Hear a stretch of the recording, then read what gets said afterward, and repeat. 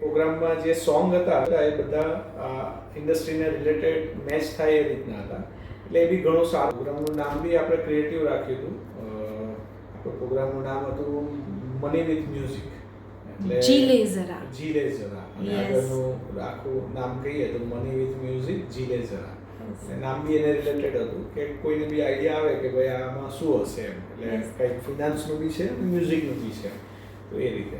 અને આ નામ આપ્યું હતું ડૉક્ટર ફાલ્ગુનીબેને. આપણે પ્રોગ્રામ જે 20 તારીખે કર્યો એ પ્રોગ્રામ એકચ્યુઅલી કરવા પહેલાં આપણે ઘણું એવું વિચારતા હતા કે પ્રોગ્રામ આવું તો કોઈ દિવસ કર્યું નથી અને કરશું તો કોઈને ગમશે નહીં ગમે, પ્રોગ્રામ વ્યવસ્થિત થશે નહીં થશે, કે હોલ છે એની અંદર સંગીત એટલે પાછો અવાજ બરાબર આવવો જોઈએ, સિસ્ટમ પ્રોપર જોઈએ, અને આટલો લાંબો ટાઈમ જેની અંદર આપણે માનો કે અમારો સેમિનારનો એક સેશન પછી તમારા સોંગ એટલે લગભગ 12 સોંગ હતા, તો બધું ઘણા વિચારો આવ્યા પણ પછી આપણે ફાઇનલી એવું નક્કી કર્યું કે ભાઈ પ્રોગ્રામ તો કરવો છે એમ. આપણે લગભગ 18 પછી સોંગ આવ્યા ટોટલ 18 જેવા થયા. હા, 18 જેવા, કારણ કે બધાને બહુ મજા આવી હતી એટલે પછી સોંગ ને બધું હતું, ટાઈમિંગ બી લિમિટેડ હતો. હવે આપણો પ્રોગ્રામ પત્યો સેમિનારનો જે ફાઇનાન્સનો હતો એ પહેલાં, પછી મ્યુઝિકનું સ્ટાર્ટ થયું. પછી મ્યુઝિકનો પ્રોગ્રામનો બી એક ટાઈમ લિમિટેશન હતું, બટ સમહાવ એમને બી થેન્ક યુ કહેવું જોઈએ કે જૂનો મોનિટો વાળા જે બી મેનેજમેન્ટ છે એ લોકોએ બી આપણને સપોર્ટ કરીને ટાઈમ વધારે આપ્યો. અને આ પ્રોગ્રામમાં મ્યુઝિકમાં બી લાસ્ટ સુધી જે લોકો બેઠા હતા એને ઘણી મજા આવી. અને એની અંદર માનો કે ફાઇનાન્સના જે બી વર્ડ્સ આવતા હોય, એસઆઈપી છે, મ્યુચ્યુઅલ ફંડના કે જે એસડબ્લ્યુપી છે, પીએમએસ છે, બરાબર, એઆઈએફ છે, તો આના રિલેટેડ જે બી સોંગ આપણે તમે લોકોએ જે સિલેક્ટ કર્યા એને એકદમ અનુરૂપ હતા. એટલે એને કારણે હવે જ્યારે આ વર્ડ આવશે ત્યારે કસ્ટમર લોકો એને યાદ કરશે એ સોંગને, અને એક સારી મેમરી આપણે એ ટાઈમે કસ્ટમર લઈને ગયા છે.